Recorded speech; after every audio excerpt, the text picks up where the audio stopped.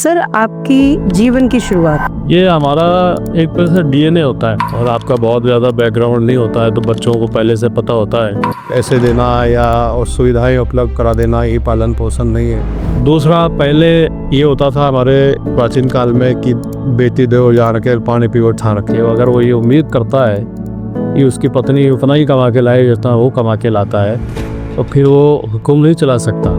या जो पुरातन काल से हमारे शास्त्रों में थी, जहाँ परमाणु की भी परिभाषा दी है तो तीते सात दीप है वो भी बताया हुआ है, गुरुत्वाकर्षण बल के बारे में बताया हुआ है। और जो आतंकवादी बेसिकली मैं तो विदेशी तो नहीं कहूँगा, वो यहीं के छिपे हुए हैं। साथ एक बहुत बड़ी लोबी दुख के साथ कहना पड़ता है कि हमारे यूथ को बर्बाद करने के लिए काम कर रहे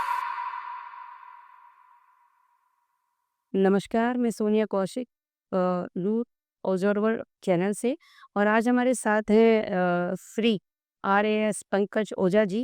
ओझा जी, आपका हमारे चैनल में बहुत बहुत स्वागत है। सर, आपकी जीवन की शुरुआत जो आपने करी, कहाँ से करी, कहाँ तक आपने शिक्षा ग्रहण करी, कहाँ से करी, कैसे करी, इसके बारे में थोड़ा सा जानकारी दें। जीवन की शुरुआत तो आम मध्यम वर्गीय लोगों की तरह ही हुई। माता पिता स्कूल में शिक्षक थे वो भी, और उस समय अजमेर ज़िले के केकरी कस्बे में उनका पदस्थापन था, तो वहाँ ही स्कूलिंग हुई। स्कूलिंग के बाद फिर महाराजा कॉलेज जयपुर में आए और यहाँ से DSc बायो सीखी। और पढ़ाई में थ्रू आउट फर्स्ट डिवीजन रहे, घर का माहौल भी ऐसा ही था। और वैसे भी आप जब मध्यम वर्ग से होते हैं और आपका बहुत ज़्यादा बैकग्राउंड नहीं होता है तो बच्चों को पहले से पता होता है कि अगर वो पढ़ेंगे नहीं तो उनका भविष्य कोई बनने वाला है नहीं जी। तो व्यापार के लिए आपके परिवार के पास कोई पैसे होने नहीं हैं।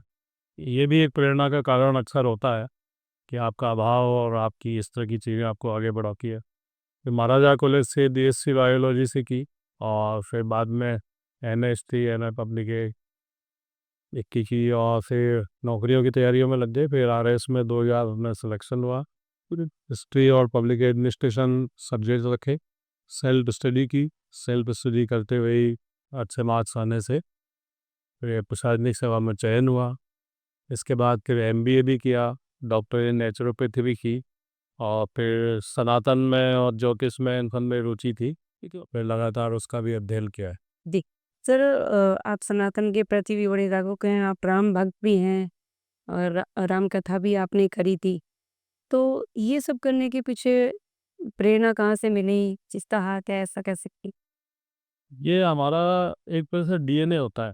जब आप कुव्यसनों में नहीं लगते, नशे की लत आपको नहीं होती है, फालतू की चीज़ों में आप इन्वॉल्व नहीं होते हैं, तो आपका अपना डीएनए, आपके जीन्स और आपके पुरातन संस्कार आपको खींचते हैं। तो भले ही राजकीय सेवा में आ गए, प्रशासनिक सेवा में आ गए, लेकिन जो पारिवारिक माहौल था, दादा तो दादा जो काशी बनारस पढ़ के आते थे, वो खून में था, तो धीरे धीरे उधर डाइवर्ट हुए और सारे शास्त्रों का अध्ययन किया। सारे जितनी भी रामायण की 30-40 का मुख है उनको पढ़ा, सारे पुराण पढ़े, उपनिषद पढ़े, वेद पढ़े, और भी जो तंत्र मंत्र के ग्रंथ होते हैं, गीता का पूरा अध्ययन करके 700 श्लोक याद किए, उनको समझा।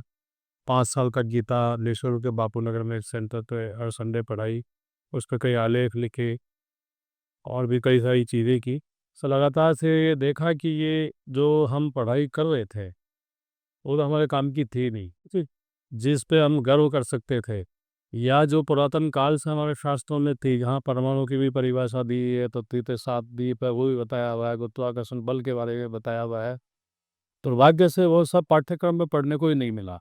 तो अब उधर रुचि हुई कि हमारे शास्त्रों में इतना सब कुछ और क्या क्या लिखा हुआ है, उसकी खोज करते करते फिर साइंस का स्टूडेंट होने से उनमें लगातार रुचि बनी रही और ढेर सारी चीज़ें पढ़ने को मिली और लगातार खोज उसकी करते रहे। जी। सर, अभी जो मिशन सिंदूर चल रहा है, इसके बारे में आपका शक? मिशन सिंदूर बहुत ही ज़बरदस्त नाम भारत सरकार द्वारा दिया गया है। और जो आतंकवादी बेसिकली, मैं तो विदेशी तो नहीं कहूँगा, वो यहीं के छिपे हुए हैं, जो वहाँ पर कोई घोड़े वाले, कोई खच्चर वाले, किसी भी रूप में वहाँ थे और मौका मिलते ही उन्होंने भारतीयों के साथ जो उनका धर्म पूज पूज करके उनके सिंदूर को मिटाया। इसी भारत सरकार ने इसलिए ऑपरेशन सिंदूर नाम रखा और ये बिल्कुल सही किया कि जिन्होंने हमारी माताओं बहनों का सिंदूर मिटाया है वो इनाम हमारे ऑपरेशन को देंगे और ऐसे लोगों को पूरा सबक सिखाया जाएगा। और भारत की सेना ने 3 ही दिन में हमारे जो दुश्मन देश है उसके छक्के छुड़ा दिए। उसको भारी नुकसान उठाना पड़ा। लेकिन मैं आपके इसके माध्यम से ये कहना चाहूँगा कि वहाँ तो बहुत कम देशद्रोही और विद्रोही हैं, उसकी तुलना में हमारे यहाँ कई गुना ज़्यादा देशद्रोही लोग छिपे हुए हैं, गद्दार छिपे हुए हैं। और जो स्टेटमेंट वो दे रहे हैं वो हमारे दुश्मन देश में वायरल किए जा रहे हैं। उनकी पहचान करने की ज़रूरत है, ऐसे नेताओं की पहचान ज़रूरत है, ऐसे यूट्यूबर्स की पहचान ज़रूरी है। और सोशल मीडिया पर भी जो खुलेआम इस तरह के सवाल उठा रहे हैं और देशद्रोही स्टेटमेंट दे रहे हैं उसमें कई शामिल हैं। किसी उन सब की पहचान करके सज़ा देनी ज़रूरी है। जैसे ज्योति मल्होत्रा है, ऐसे साथ में देवेंद्र सिंह ढिल्लो है और 14-15 और एक विशेष धर्म के लोग हैं जिनके स्पष्ट सबूत पाए गए हैं कि यहाँ की सूचनाएं वो लगातार भेज रहे थे। ऐसे 74 लोगों को अभी तक आइडेंटिफाई किया गया है। इनको तत्काल फांसी की सज़ा देनी होगी। और जैसे हमारे यहाँ पे ढेर सारे रोहिंग्या बांग्लादेशी पाकिस्तानी आकर के बस गए हैं, कट ऑफ डेट दे करके उन्हें तत्काल जैसे अमेरिका ने बाहर निकाला, हमारे देश से बाहर निकालने की ज़रूरत है। सुप्रीम कोर्ट भी अब तो कह चुका है कि कोई शरणार्थी स्थल भी कोई भी देश का आकर के यहाँ रहने लगेगा। तो उस ऑपरेशन सिंदूर के साथ साथ इस पर भी हमें काम करने की ज़रूरत है ताकि हम सुरक्षित हो सके।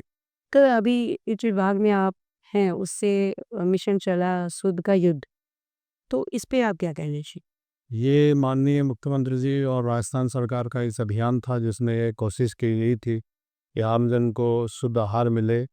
और जो नकली मिलावटी बनाने वाले हैं, जो सैनिटेशन का ध्यान नहीं रखते हैं, जो अक्सर सही एक के अनुसार काम काम नहीं कर रहे हैं, पालना नहीं कर रहे हैं, वेज नॉन वेज साथ रख रहे हैं, और जो बैक्टीरियल फंगल जो डिप इन्फेक्शन वाली चीज़ें हैं वो लगातार बेच रहे हैं। एक ही तेल में लगातार चीज़ें तलकर जो जनता को स्वास्थ्य को गंभीर नुकसान पहुंचाने की कोशिश कर रहे हैं, उनके विरुद्ध ये एक तरह से अभियान था राजस्थान सरकार का, जो अभी भी चालू है। और इसमें बहुत आशातीत सफलता राजस्थान सरकार के स्वास्थ्य विभाग को मिली, जिसमें माननीय मुख्यमंत्री जी का अपना नेतृत्व, हमारे स्वास्थ्य विभाग की प्रिंसिपल सेक्रेटरी, मुख्य सचिव, हमारे कमिश्नर और सस्य विभाग, हमारे जो खाद्य सुरक्षा अधिकारी हैं उनका रोल रहा। अच्छे व्यापारियों का रोल है जो लगातार हमसे संपर्क करके पूछते रहे कि हमें और क्या सुधार करना है। उनके लिए हमने ढेर सारी ट्रेनिंग्स कराई और जो बदमाश व्यापारी थे उनके खिलाफ कठोर कार्रवाई हुई और सारे मामलों में लगभग कोर्ट में उनके खिलाफ चालान किए गए। एक बड़ा अच्छा अभियान रहा जिसमें राजस्थान देश में प्रथम स्थान पर है। जी। सर, आज का जो यूथ है, वो नशे की तरफ अग्रसर है, तो साइड करते हैं। इस तरह की बहुत सारी चीज़ें चल रही हैं, तो इस पे आप क्या कहना चाहेंगे? यूथ यूथ लगातार नशे की तरफ बढ़ रहा है, इसके ढेर सारे कारण। एक तो पारिवारिक संस्कारों की कमजोरी, माता पिता फ़ोन में लगे रहेंगे, पार्टी में लगे रहेंगे या अपने कामों में लगे रहेंगे, बच्चों के साथ उनकी बातचीत कम हो गई है, उनके साथ बैठना कम हो गया है, पैसे देना या और सुविधाएं उपलब्ध करा देना ये पालन पोषण नहीं है। लगातार हम बात करें, अच्छी बातें बताएं उनको, उन पर नज़र रखें, क्योंकि बाल मन है किधर भी प्रभावित हो सकता है। दुनियावी ढेर सारी चीज़ें आकर्षित करती है, साथ ही उनकी सोहबत कैसी है, बच्चे कैसे हैं। इसके साथ साथ एक बहुत बड़ी लोबी, दुख के साथ कहना पड़ता है कि हमारे यूथ को बर्बाद करने के लिए काम कर रही है। और वो लगातार उनकी कोशिशें रहती है कि बच्चों को, हमारे युवा पीढ़ी को कैसे नशे की उसमें धकेला जाए ताकि उनका व्यापार बढ़े और वो मोटा पैसा कमा सके। ये जंगानगर, हनुमानगढ़ में आप देखेंगे, इस हमारी पूरी, साथ ही पंजाब में देख लीजिए आप, तो पूरी की पूरी पीढ़ी को नशे की लत में धकेल दिया गया है। ये ऑर्गेनाइज क्राइम है जिसमें काफ़ी लोग शामिल हैं, सिस्टम के लोग भी शामिल हैं, तस्कर भी हैं, दूसरे माफिया भी हैं। लगातार अच्छे पुलिस अधिकारी इसका भांडाफोड़ करते हैं। राजस्थान में क्लीन स्वीप अभियान भी चलाया गया है, परंतु तब तक हमारी संस्कार बॉन्डिंग, उनका पूरा ध्यान रखना, बच्चों को बार बार समझाना, ये नहीं करेंगे। दूसरा, सोशियोलॉजिकल कमियां भी है, बच्चों को आगे बढ़ने के अवसर लगातार बंद हो रहे हैं। प्रतिभाशाली, अत्यंत प्रतिभाशाली होने के बाद भी अगर उनका सिलेक्शन नहीं होता और उनको रोज़गार की प्राप्ति नहीं होती तो डिप्रेशन, फ्रस्ट्रेशन, हताशा, ये सारी चीज़ें जी उनको नशे की प्रवृत्ति की ओर ले जाने में मोटिवेट करती है। सर, पहले के टाइम में और आज के टाइम में शादियाँ टूटने का क्या कारण है? शादियाँ टूटने का एक तो बहुत बड़ा कारण तो ये कि काफ़ी लेट शादियाँ होने लगी हैं। जी, दूसरा, पहले ये होता था हमारे प्राचीन काल में कि बेटी दो जान के पानी पियो छान के, जी, कि पानी छान भी पियो और बेटी को तो वहाँ दो जहाँ परिवार को जान लिया है, पहचान लिया है, बच्चा आपके सामने बड़ा हुआ है, उसमें किसी प्रकार की बुरी लत नहीं है, हमारे गुण आपस में मिलते हैं, हमारा स्टेटस, हमारा संस्कार आपस में मिलता है। और ये भी देखा जाता था कि कई कल को कोई बात हो जाए तो बच्ची को कोई दिक्कत नहीं होगी। अब क्या है, एक तो काफ़ी एज में शादी होती है, ठीक है? तो आपस में कंपेटिबिलिटी की प्रॉब्लम खड़ी हो जाती है। दूसरे, दोनों ही जॉब में होते हैं तो वो दोनों ही एक दूसरे को समय नहीं दे पाते, भाग से दौड़ के से रहते हैं। तीसरा, अब लड़के और लड़की की शादी नहीं होती, पैकेजों की शादी होती है यहाँ पर। मुझे तो आश्चर्य होता है कि लड़के का अगर 2 करोड़ रुपए सालाना का पैकेज है, तब भी वो ये चाहता है कि 2 करोड़ सालाना वाले पैकेज की लड़की से ही शादी हो। अगर वो इस तरह से शादी करेगा, अगर उसका इतना भी पौरुष नहीं है कि वो अपनी पत्नी को खाना खिला सके, उसकी ज़रूरतों का ध्यान रखे, और अगर वो ये उम्मीद करता है कि उसकी पत्नी उतना ही कमा के लाए जितना वो कमा के लाता है, तो फिर वो हुक्म नहीं चला सकता। वो उसकी भी अपनी फ्रीडम होगी, उसका अपना स्पेस होगा, उसकी अपनी मजबूरियाँ होगी प्रोफेशनल, लेकिन तो ये फिर इसमें टकराहट होती है, ठीक है? और जब वो बाहर काम करेगी तो उसके 4 लोगों से मुलाकात भी होगी, मिलना-जुलना भी होगा। फिर एक दूसरे को संदेह की ओर से देखने की ज़रूरत होती है, मोबाइल चेक करना, मैसेज चेक करना, किसका फ़ोन आ जाए, ये क्या हो गया? ये जो संकीर्ण मानसिकता इस इन चीज़ों को और बढ़ा देती है। तो जब तक आपसी स्नेह और प्रेम डेवलप नहीं होगा, एक दूसरे को की केयर डेवलप नहीं होगी, एक दूसरे की जैसे कंपेटिबल कपल नहीं होंगे, तो हालात फिर गंभीर होंगे, और इन्हीं कारणों से फिर अब हमारे तलाक की प्रवृत्तियाँ आपस में ज़्यादा बढ़ रही हैं। मोबाइल का भी इसमें काफ़ी बड़ा योगदान। जी। सर, हमारा जो चैनल है यूथ को प्रमोट करता है और आप यूथ के जो है आइडियल हैं इस टाइम और आपको बहुत चाहता है यूथ, तो आप यूथ को क्या मैसेज देना चाहेंगे? मैं युग तो यही कहना चाहूँगा कि आपको संसार में हँसाने के लिए बहुत सारी चीज़ें काम कर रही है। पहले हमारे सिनेमा भी बहुत राष्ट्रवादी होता था, धार्मिक होता था, मैसेज देता था, एक फ़िल्म एक मैसेज देती थी। जैसे मदर इंडिया जैसी फ़िल्में बनती थी जो एक मैसेज देती थी कि अगर बेटा गड़बड़ करेगा तो माँ उसे मार भी सकती है। जी। अब बड़ी वाहियात किस्म की फ़िल्में बनती हैं और ओटीटी पे इतना घटिया कंटेंट है।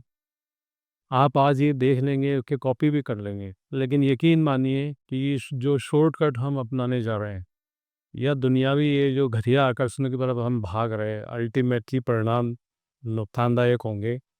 और सबसे पहले तो अपने स्वास्थ्य पर ध्यान दें, किसी फास्ट फूड से दूर रहें, नशे की लत से दूर रहें।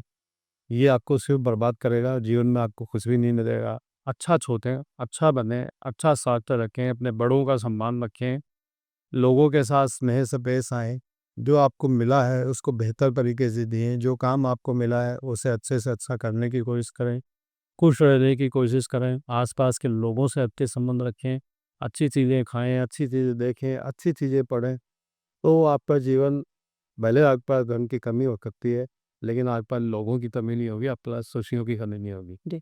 सर, आखिरी सवाल, आपके आइडियल कौन? मेरे आइडियल मेरी मम्मी है। मेरी मम्मी को मैंने देखा नौकरी के साथ-साथ किस प्रकार वो लगातार स्वाध्याय करती थी। एक भी दिन ऐसा नहीं गया जब मैंने मम्मी को देखा हो कि सोने के पहले वो कोई पुस्तक नहीं पढ़ रही हो। कभी डाँटा नहीं, फटकारा नहीं। आस-पड़ोस में सब जगह समाज में तो बड़े अच्छे संबंध रहे, बड़ा सम्मान पाया। अनेक नौकरी करते हुए शिक्षक की नौकरी में भी बहुत सारा सम्मान मिला। और मम्मी हमेशा ये कहती रही जब हम कभी परेशान भी हुए कि आज आज समय ख़राब है, हमेशा नहीं रहेगा। फ़िल्म के पर्दे पर जैसे इधर से हमेशा नहीं रहता, ये भी नहीं रहेगा। अपना काम करते रहो, आपका समय आएगा, भगवान में विश्वास रखो। और मैं अपनी माताजी को अपने जीवन में बड़ा आदर्श मानता हूँ। और मेरा परिवार जो है, मेरी वाइफ़ है, मेरे बच्चे हैं, मेरे दोस्त हैं, एक हम मेरे लिए आदर्श हैं। मैं कोशिश करता हूँ कि मेरी तरफ से मैं लोगों का जितना ख़्याल रख सकता हूँ, चाहे मेरा पियोन हो, मेरा ड्राइवर हो, मेरा स्टेनो हो, मेरा बाबू हो, चपरासी हो, गार्ड हो, कि मुझे इन सब से प्रेम है। मैं इनके साथ हमेशा ऐसा ही व्यवहार करता हूँ जैसे मेरे मित्र हो। ये सब मेरे लिए आइडियल है। मैं देखता हूँ कि ये आदमी कितनी छोटी नौकरी में है लेकिन फिर भी कितनी ईमानदारी से अपनी नौकरी कर रहा है। समाज का प्रत्येक व्यक्ति मेरे लिए आदर्श है। मैं हर एक आदमी को बड़े गौर से स्टडी करता हूँ। उसकी अच्छाइयों को देखता हूँ और उसमें से मैं कोई ना कोई अच्छाई निकाल कर अपने जीवन में शामिल करने की कोशिश करता हूँ। सर, आपने टाइम दिया, बहुत-बहुत धन्यवाद। अच्छा।